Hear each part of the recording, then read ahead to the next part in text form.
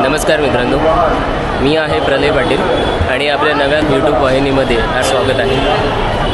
खरं पाहिलं तर मुंबईची ओळख एक गिरणगाव म्हणून आहे आणि मुंबईच्या या गिरणगावीमध्ये महत्त्वाचं योगदान आहे ते लालबाग एरियाचं. हा एरिया, ही नगरी पाहिली तर मराठी माणसांचा एकोपा जपणारा आणि मराठी माणसाची संस्कृती जपणारी हे म्हटलं जातं. ती अर्थातच लालबाग नगरी. आणि आपण या यूट्यूब वाहिनीची सुरुवात करत असताना लालबागच्या राजाच्या दर्शनासाठी आलेलो आहोत आणि प्रचंड प्रमाणात गर्दी आजूबाजूला आहे. रात्रीच्या जवळपास 12 वाजून गेलेले आहेत, तरीसुद्धा गर्दी आपण पाहिली ना तर मोठ्या प्रमाणात आहे. आणि या गर्दीमधूनच आता आपल्याला लालबागच्या राजाचं दर्शनसुद्धा घ्यायचं आहे. असं वाटत होतं की आज सोमवारचा दिवस आहे, आठवड्याची सुरुवात सोमवारच्या दिवसाने करतो, त्या दिवशी गर्दी कमी असेल. परंतु लालबागमध्ये आल्यावर तुम्ही जे काही भाकीतं आपण करतो किंवा जे काही प्रकरणं असतात ते सर्व काही फोल ठरत असतात. आणि एका बाजूने पाहिलं तर ही अक्षरशः मुखदर्शनासाठीचं लाईन आहे आणि ही सुद्धा मोठ्या प्रमाणात आहे.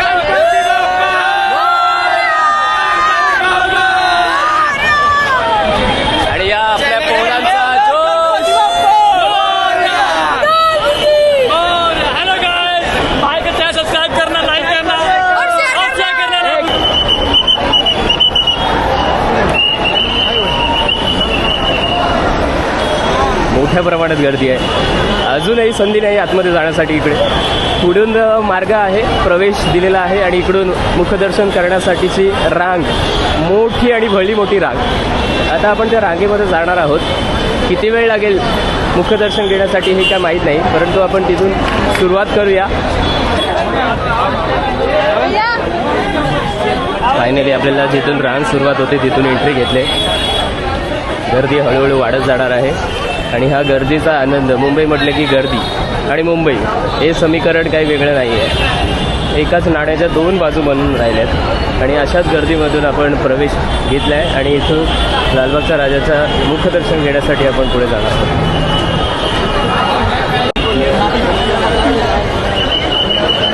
एका बाजूला अतिप्रचंड प्रमाणात ही गर्दी आहे आणि दुसऱ्या बाजूला पाण्याची वगैरे व्यवस्था आहे. फुटपाथवरून ही रांग पुढे पुढे सरकते आणि कोणाला पाणी हवे असेल तर त्याची सुविधा आहे, परंतु प्रत्येकाच्या पैशाने विकत घ्यायची आहे. फ्री स्वरूपात कोणतीही इथे सेवा नाही आहे सध्या तरी बाहेर रांगेत असताना. आणि खूप गर्दी आहे, खूप म्हणजे खूप.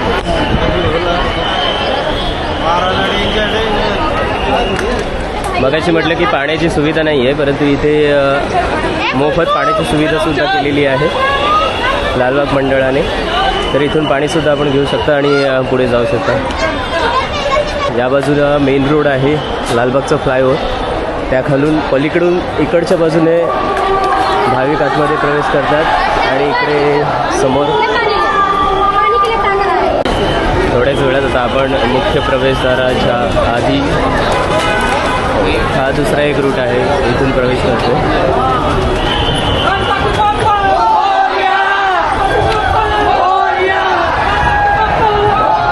सर्व लाईन रांगाच रांगा.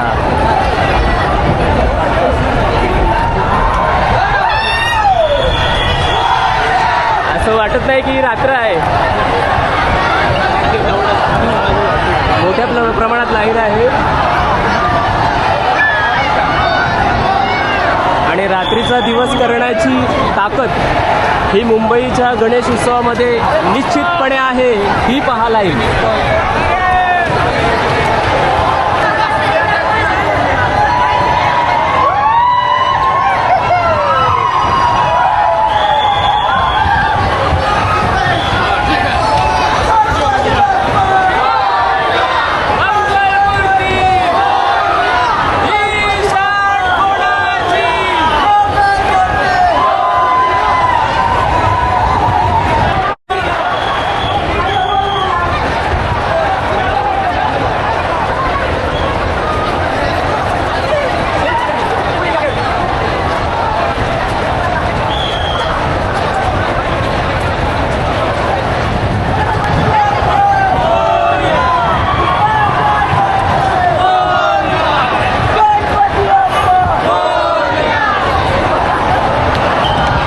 इतके नागमोडी वळणं आहेत आणि भाविकसुद्धा इतक्या जोरात धावत धावत पुढे जात आहेत. त्यामुळे असं वाटायला लागले की संगीत खुर्ची खेळतो की काय. या बाजूने एक लाईन, तिकडून जाणारी पुढे जाणारी लाईन, इकडून मागे जाणारी लाईन.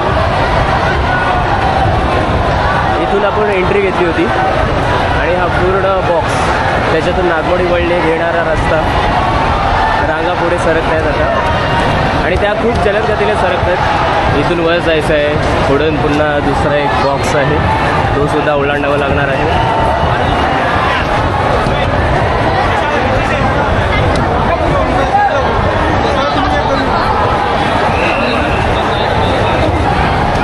हाजमोलावाल्याने खूप चांगली अक्कल लढवलेली आहे इथे ॲडव्हर्टाईजमेंट करण्यासाठी. अक्षरशः हाजमोलाच्या बॉटलचं त्यांनी मोदक बनवलं आहे आणि खूप छान आहे. आयडिया खूपच चांगली आहे. थोडा आपणही धावूया.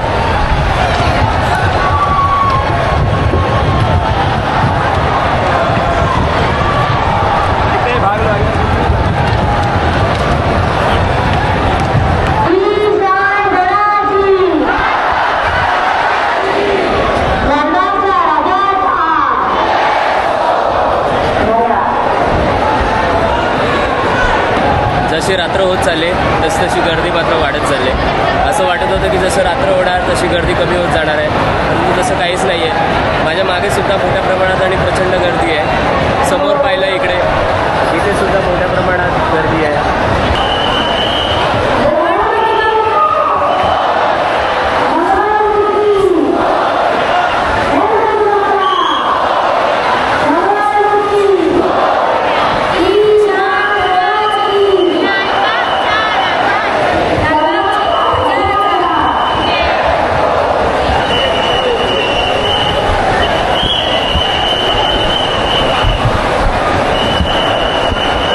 या इथून सर्व काही व्यवस्थापन केले जाते समोरून. आणि या बाजूला वैद्यकीय कक्ष आहे. ही संपूर्ण रांगेतून भाविक पुढे पुढे जात असताना जर कोणाला काही प्रॉब्लेम झाला, मेडिकल मदत लागली तर इथून मदत मिळू शकते. मित्रा, आज गर्दी आहे की काल जास्त होती? दररोजच गर्दी आहे पहिल्या दिवशीपासून. रोज रोज वाढतच चालले. जवळपास कमी गर्दी केव्हा असते? कमी गर्दी आता वाढतच जाणार गर्दी. मुखदर्शनासाठी किती वेळ लागतो? अर्धा तासात होऊन जातो. किती? अर्धा तास मुखदर्शन. मी जवळपास 12 वाजता सुरू केला, आता 1:30 वाजून गेलं. हळूहळू सोडतात, गर्दी असते पुढे. आणि चरण स्पर्श करायला गेलं तर BST कॉलनी तिकडून किती वेळ लागतो? 12 आता सुद्धा तितका वेळ लागतो. ओके. आणि इथे खूपच गर्दी. इथून सोडल्यानंतर सर्वजण धावत धावत चालले. खूप गर्दी आहे.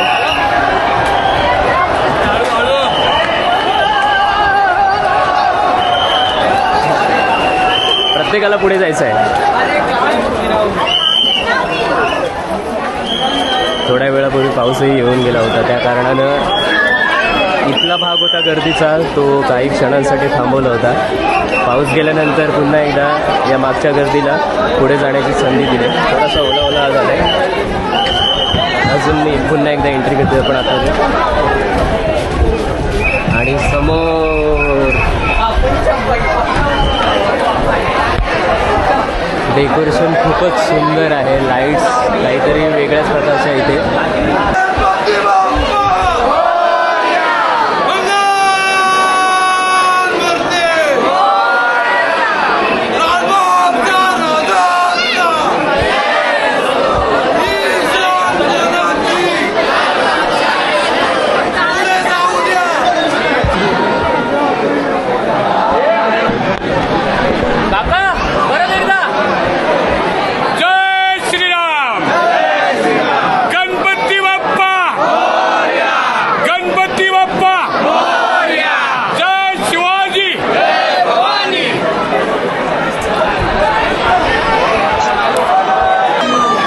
इथून पुढे 2 लाईन पडलेल्या आहेत. एक मधल्या भागातून लाईन चालली आहे ती मुखदर्शनासाठी, आणि दुसऱ्या बाजूला एक बॅरिकेड्सने सेपरेट झालेली आहे. पलीकडची लाईन आहे ती चरण स्पर्श करण्याची लाईन, ही बाजू. आणि दोन्ही लाईनमध्ये तितकीच प्रमाणात गर्दी आहे. चरण स्पर्श करणारी लाईन आहे ती थोडीशी निमुळती जाणारी आहे, आणि ही थोडी मोठी लाईन आहे. या बाजूला सुद्धा तितकीच गर्दी, इकडे सुद्धा तितकीच गर्दी.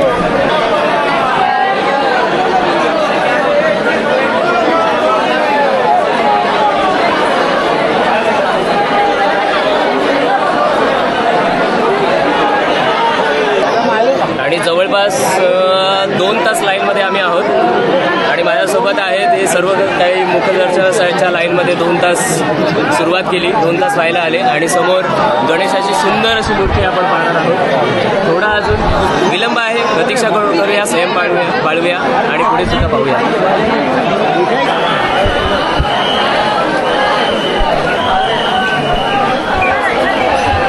इतक्या गर्दीनंतर लालबागच्या राजाची सुंदर अशी मूर्ती समोर दिसते आणि मूर्तीकडे पाहिल्यानंतर मनात असलेलं सर्व दुःख एकसाथ नाहीसे करण्याची ताकद त्या गणेश मूर्तीमध्ये आहे आणि बाप्पाच्या दर्शनाने निश्चितपणे मिळणार आहे.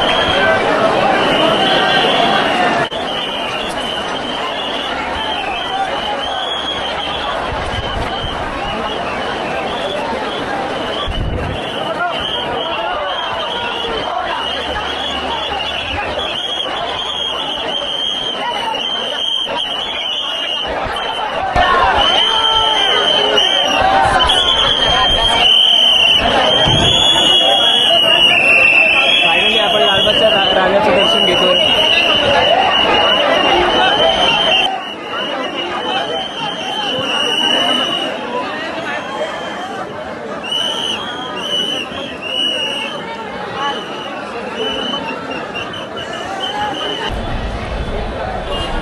मित्रांनो, जवळपास 2 तासाच्या मुखदर्शनाच्या रांगेत राहिल्यानंतर आपण लालबागच्या राजाचं दर्शन घेतले आणि आजपासून आपला या यूट्यूबच्या प्रवासाला सुरुवात केली.